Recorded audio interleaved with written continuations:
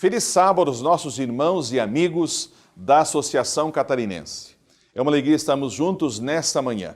É uma manhã especial. Especial porque é sábado, porque você está na igreja, mas especial também porque hoje é o dia do lançamento oficial do projeto Pais de Esperança.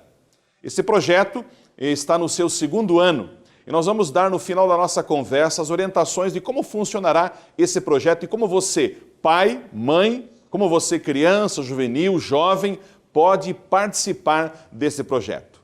Geralmente, um pregador possui várias Bíblias, edições diferentes, traduções diferentes, línguas diferentes, formatos diferentes. Nessa manhã, eu trouxe uma Bíblia especial para pregar para vocês, para juntos meditarmos na Palavra de Deus. Esta Bíblia não é a mais bonita das que eu tenho. Pelo contrário, é a menos bonita, para não dizer que ela é até um pouquinho feia. A capa é meio incomum, vermelha, dificilmente nós temos uma Bíblia desta cor e ela está toda manchada. Mas é uma Bíblia muito especial. Eu posso perder todas as demais, mas se eu perder esta aqui, realmente aí eu vou chorar, eu vou ficar muito triste. Por que ela é especial, pastor? Me diga aí. Esta Bíblia eu ganhei de presente. E ganhei de presente dos meus pais. E nela está escrito o seguinte: este volume pertence a Wilson Arley Geisler, presente de seus pais no primeiro ano do seu natalício, Mafra, 28 de abril de 1970. O meu pai e a minha mãe resolveram dar um presente quando eu fiz 1 ano de idade. Poderiam ter dado várias coisas, mas escolheram me dar uma Bíblia. Na contracapa dela, meu pai escreveu o seguinte: lembra-te do teu Criador nos dias da tua mocidade, antes que venham os maus dias e cheguem os anos dos quais dirás, não tenho neles prazer. Eclesiastes 12, verso 1. Agora você entende por que essa Bíblia é tão especial para mim. Ela está assim um pouco manchada de preto, porque numa certa altura o meu pai resolveu emprestá-la para um amigo que estava estudando a palavra de Deus. E essa Bíblia foi parar na sua casa, era uma casa de madeira, e a casa pegou fogo. E de forma miraculosa, essa Bíblia não foi afetada. Ela ficou meio chamuscada, mas não foi queimada. Eu então coloquei aqui uma borda dourada, dei uma pintada nela, acho que ficou até um pouco pior, mas eu era criança e a guardo com muito carinho. Foi presente do meu pai e da minha mãe. Você tem se preocupado com a educação religiosa do seu filho, da sua filha? Com que idade deveríamos ensinar sobre Jesus a eles? Com que idade devem as crianças, os juvenis, serem batizados? Ana, a mãe do profeta Samuel, começou bem cedo a educação cristã com o seu filho. Diz a serva do Senhor: durante os primeiros 3 anos de vida do profeta Samuel, sua mãe lhe ensinou cuidadosamente a distinguir entre o bem e o mal. Veja só, meu querido irmão, durante os 3 primeiros anos de vida, começou bem cedo a educação deste que foi um grande profeta em Israel. Eu te convido agora a abrir a sua Bíblia. Eu vou abrir aqui a minha querida Bíblia em Gênesis, no capítulo 21. Iremos ler do versículo 14 ao 19. Levantou-se, pois, Abraão de madrugada, tomou pão e um odre de água, pô-los às costas de Agar, deu-lhe o menino e a despediu. Ela saiu andando errante pelo deserto de Berseba. Tendo-se acabado a água do odre, colocou ela o menino debaixo de um dos arbustos e, afastando-se, foi sentar-se defronte à distância de um tiro de arco de flecha, porque dizia: assim não verei morrer o meu menino. E sentando-se em frente dele, levantou a voz e chorou. Nós acabamos de ler a história de Abraão despedindo de Agar e Ismael. Você conhece a história? Abraão, Sara, Agar, Ismael e depois Isaac. Abraão tinha que despedir aquela mãe e o seu filho. Não havia mais como conviverem juntos os 2 meninos, o pequeno Isaac e e um menino um pouco maior, que era Ismael. A sua mãe agora, no deserto, sem água, vendo-lhe que a morte estava bem perto, coloca o seu filho longe para não ver a sua morte e começa a chorar e certamente clama a Deus por um milagre, por uma misericórdia. Continuamos a leitura no verso 17. Deus, porém, ouviu a voz do menino e o anjo de Deus chamou do céu a Agar e lhe disse: Que tens, Agar? Não temas, porque Deus ouviu a voz do menino, daí onde está. Ergue-te, levanta o rapaz, segura-o pela mão, porque eu farei dele um grande povo. Abrindo-lhe Deus os olhos, viu ela um poço de água, e indo a ele, encheu de água o odre e deu de beber ao rapaz, ao menino. Veja, meu querido irmão, meu querido amigo, Deus não ouviu primeiramente a oração da mãe de Agar. Deus ouviu a oração do menino, de Ismael. A mãe certamente havia orado, havia clamado. Logicamente, Deus atendeu a oração dela. Mas é colocado aqui na Bíblia, é frisado aqui na Bíblia, que Deus ouviu a oração do menino. E fez dele uma grande nação. Deus olha para os meninos e meninas, para os juvenis da sua igreja, para os adolescentes, para os jovens, para as crianças. E nós temos que passar a olhar mais também para esses grupos. Eu quero lhe contar agora a história de um outro menino, um menino mais contemporâneo. Esse menino sonhava muito com uma bicicleta. Ele não a possuía, desejava muito ter uma bicicleta. Os seus amigos tinham, o seu pai tinha, e ele sonhava. Mas como comprar uma bicicleta? Ele não tinha dinheiro, o seu pai também não tinha dinheiro. Ele ficou sabendo que na cidade onde morava estava havendo uma promoção, feita por uma loja. A promoção iria sortear vários brindes, vários presentes. Todos os que escrevessem para aquela loja iriam concorrer a esses brindes. E o primeiro deles seria uma bicicleta. Ele ainda não sabia escrever, tinha pouca idade, em torno de 7 anos. Um amigo do seu pai fez uma cartinha para ele, respondendo à pergunta que aquela loja havia feito. As cartas foram endereçadas à loja, foram recebidas pela rádio local da cidade, e no dia certo, as cartas foram sorteadas. Sabe, aquele menino havia espalhado para todos os seus amigos que ele ganharia uma bicicleta. Eles perguntavam, mas de quem? O teu pai, o teu avô, quem vai lhe dar uma bicicleta? Ele não dizia. Ele pensava assim, não quero mais concorrentes. A sua mãe o via muitas vezes de joelhos no seu quarto orando, clamando a Deus por aquele presente. Um dia, a sua mãe chegou a ele e disse assim, filho, olha bem, pensa, quem sabe você não vai ganhar essa bicicleta. Quem sabe um outro ganhe, você não pode acreditar tanto assim. Enfim, ela queria que aquele menino não acreditasse tanto, porque vai que ele não ganhasse a bicicleta. Talvez não cresce mais no poder da oração. Mas o menino dizia, mãe, fique tranquila, a bicicleta já é minha.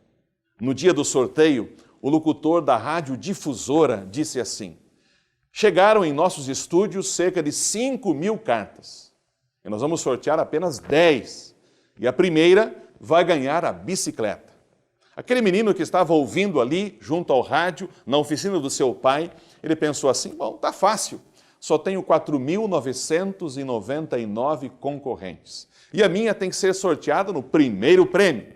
E eles começaram os sorteios. Era uma balança, era uma panela de pressão, era um jogo de panelas, era um faqueiro. Ele não queria nada daquilo.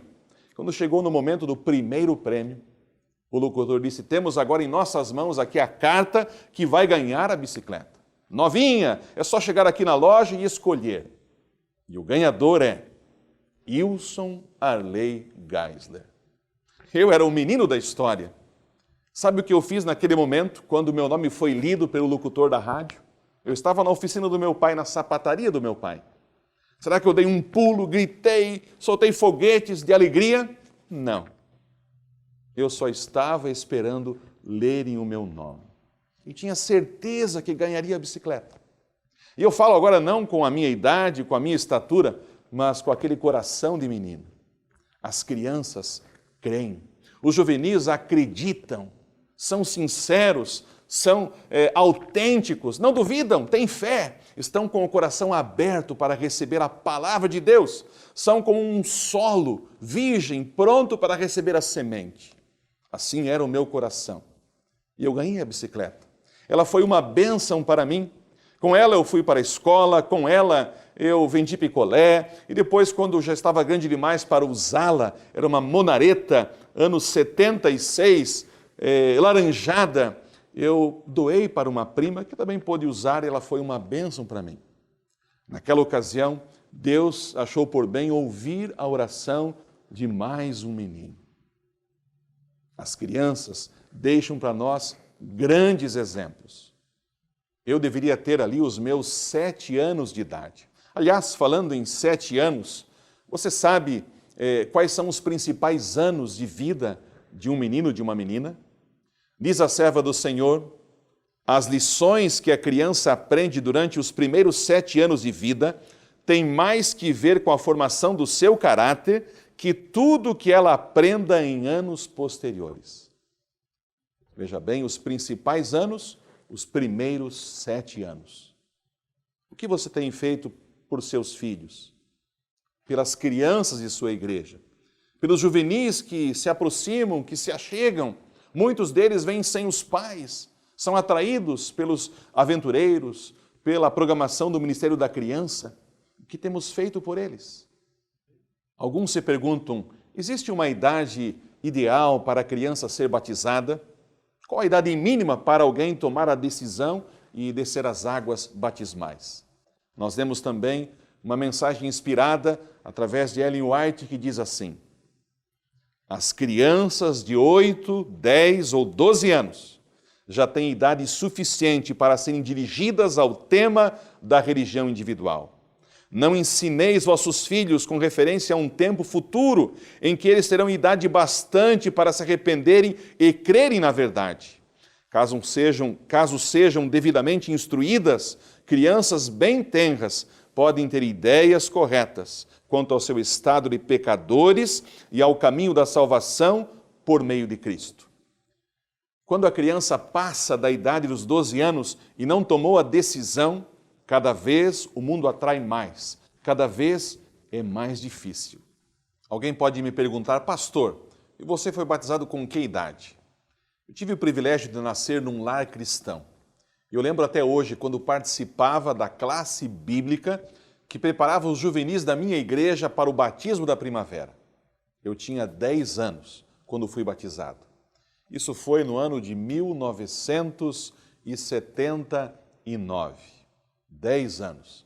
Eu lembro quando entrei no tanque batismal, lembro quando saí, lembro do abraço do meu pai, lembro de me entregarem um certificado de batismo. O pastor que me batizou foi o pastor Edir Wolff. E eu voltei para casa com o seguinte pensamento: agora eu sou um menino 0 quilômetro, nasci de novo. Depois eu pude participar dos desbravadores, tive esse privilégio, essa oportunidade. Eu agradeço muito a igreja por ter me preparado, o meu pai por ter me inscrito nessa classe bíblica. Eu quero te fazer uma pergunta. Quem são as pessoas mais importantes em sua igreja? Talvez a primeira pessoa que você pensou foi o pastor, ou quem sabe o ancião. Mas a Bíblia vai nos dizer quem são as pessoas mais importantes de nossa igreja. Abra lá, novamente, Mateus capítulo 18. Vamos ler dos versos 1 até o 6. Lemos assim: naquela hora aproximaram-se de Jesus os discípulos e perguntando: quem é porventura o maior no reino dos céus?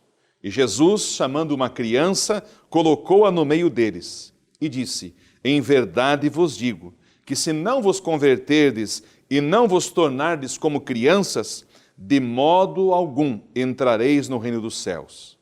Portanto, aquele que se humilhar como esta criança, esse é o maior no reino dos céus. E quem receber uma criança tal como esta em meu nome, a mim me recebe. Veja, meus irmãos, a importância que Jesus dá às crianças. Portanto, quem são os mais importantes em nossa igreja? São os meninos e as meninas, os aventureiros, os juvenis, os desbravadores. São esses os mais importantes em nossa igreja. Que atenção temos dado a eles. Mas Jesus continua, ele fala mais. Qualquer, porém, que fizer tropeçar a um destes pequeninos, que crê em mim, melhor lhe fora que se lhe pendurasse ao pescoço uma grande pedra de moinho e fosse afogado na profundeza do mar. Se você for desviar um desses pequeninos, melhor que você não tivesse nascido. Ele aqui não promove o suicídio, mas ele faz aqui uma comparação para mostrar para nós a importância que ele dá aos pequeninos. Esses pequeninos aqui podem se referir às crianças e também àqueles novos na fé. Pessoas adultas, mas que são ainda meninos, pequeninos em fé e em conhecimento. Nós temos que olhar para eles, ajudá-los e de maneira alguma afastá-los de Jesus. Há meninos e meninas que dirigem-se à nossa igreja, os pais não pertencem a ela, mas eles participam, pedem o batismo e são batizados. Diz a serva do Senhor que muitos pais, pelo testemunho desses meninos e meninas, também irão aceitar o convite de Cristo. Nós lemos o seguinte: pedi a bênção do Senhor sobre a semente semeada, e a convicção do Espírito de Deus tomará posse mesmo dos pequeninos. Por meio dos filhos, muitos pais serão alcançados. Amém? Queremos deixar agora 3 orientações para todas as igrejas em relação ao batismo de crianças e juvenis. Preste atenção. Primeira, o batismo do juvenil ou da criança deve ser ministrado com o consentimento dos pais ou responsáveis. Segunda, a igreja também é responsável para garantir que este pequeno cresça não só fisicamente, mas em sabedoria e graça. Número 3, a igreja deve encaminhar esses meninos para os aventureiros, para os desbravadores, para os corais da igreja, para as atividades do Ministério da Criança e outras atividades que a igreja possa ter, que ajudará a firmá-los e desenvolvê-los. Bom, agora com alegria eu quero apresentar a você o projeto Pais de Esperança deste ano. Preste atenção, você que é pai, mãe, você que é menino, menina, adolescente ou jovem ou até universitário, porque o projeto envolve todas essas classes. Cada pai irá receber um adesivo. Esse adesivo será dado a você em resposta a um apelo. O apelo é para que você assuma a responsabilidade de estudar a Bíblia com o seu filho. Então, se você tem filhos e quer vê-los batizados, eles já estão com 8 anos ou mais, você assume agora a responsabilidade de estudar a Bíblia com ele. Para isso, você vai receber esse adesivo para ficar como lembrança desse compromisso, você pode colocá-lo na sua Bíblia, você vai receber também um envelope, dentro desse envelope existem lá fichas de batismo que serão preenchidas, as fichas do seu filho por você, você também encontra ali estudos bíblicos. Então você tem tudo na mão, fichas, estudos bíblicos e o principal, os seus filhos. Você será o professor, o ensinador, o mestre para eles. Que privilégio que Deus está te dando. No dia do batismo, o seu filho receberá de você uma medalha. Eu me batizei na primavera. E ele poderá colocar na sua roupa um pin. O pin diz Pais de Esperança. Eu sou um pai de esperança. Então este projeto abrange o pai, abrange a mãe. Nós sabemos que há mães que não têm o esposo na igreja, mas quer ver também os seus filhos sendo batizados. Portanto, você, mãe, claro, também poderá receber ali o adesivo de pai, o pin de pai de esperança, e colocar também a medalha no seu filho, na sua filha. As classes que iniciarão agora a partir deste sábado, dia 5, ou na pior das hipóteses, em sua igreja, no próximo sábado, o mais rápido possível, elas serão classes para aventureiros ou nos aventureiros. Se o seu filho ele está na idade dos aventureiros, de 6 a 9 anos, ele pode ir para essa classe dos aventureiros. Há um estudo específico para ele lá. Se o seu filho é um desbravador, ele pode participar da classe bíblica dos desbravadores. Se ele não é desbravador e nem aventureiro, ele participa da classe bíblica dos juvenis. Na igreja, há também um estudo específico para esses que irão participar dessa classe. E se você é um jovem ou você quer levar o seu filho jovem a uma decisão por Cristo, nós temos estudos para jovens e uma classe no coral, na escola sabatina jovem, no sábado à tarde, em outro momento pode ser montada para os jovens. E ainda há um outro estudo, um estudo específico para universitários. Aí uma classe especial para universitários pode ser formada e também esses poderão entregar o coração a Jesus na primavera. Portanto, você pode dar estudos para o seu filho, como você pode colocá-lo numa dessas classes. Ou, melhor, você dá o estudo para ele e também o matricula numa dessas classes conforme a sua faixa etária. Cada pessoa que for batizada em setembro irá receber uma Bíblia especial. A Bíblia que identifica que você foi batizado na primavera. Não importa se você é juvenil ou adulto. Todos aqueles que forem batizados em setembro receberão essa linda Bíblia. E eu quero encerrar a nossa conversa, a nossa mensagem dessa manhã, com 2 pensamentos inspirados pela serva do Senhor. Lemos: ao tocar o Espírito Santo o coração das crianças, cooperai com sua obra, ensinai-lhes que o Salvador as está chamando. Que coisa alguma lhe poderá causar maior alegria do que se entregarem a Ele na florescência e vigor de seus anos. E o outro pensamento deve nos fazer refletir e muito. Encomendai vossos filhos ao Senhor em oração. Trabalhai por eles fervente e incansavelmente. Deus ouvirá vossas orações e os atrairá a si. Amém, irmãos? Deus ouvirá as orações dos pais em favor da conversão dos filhos. Está prometido a nós. Então, no último grande dia, podeis trazê-los a Deus, dizendo: eis-me aqui com os filhos que me deu, ó Senhor. Alguns pais e mães ficam receosos, com medo de entregarem os filhos ao batismo, aí com uma idade de 9, 8, 10, 11, 12 anos, acham que eles não estão preparados ainda. Pois bem, aí está a oportunidade para você preparar os seus filhos. Se eles entregarem o coração a Jesus agora, quando passarem pela adolescência ou juventude, será mais difícil saírem da igreja, abandonarem a fé. Alguns poderão até abandonar, mas retornarão.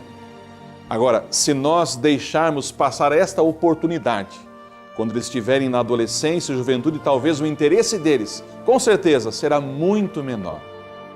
Não perca a oportunidade de preparar o seu filho para Jesus.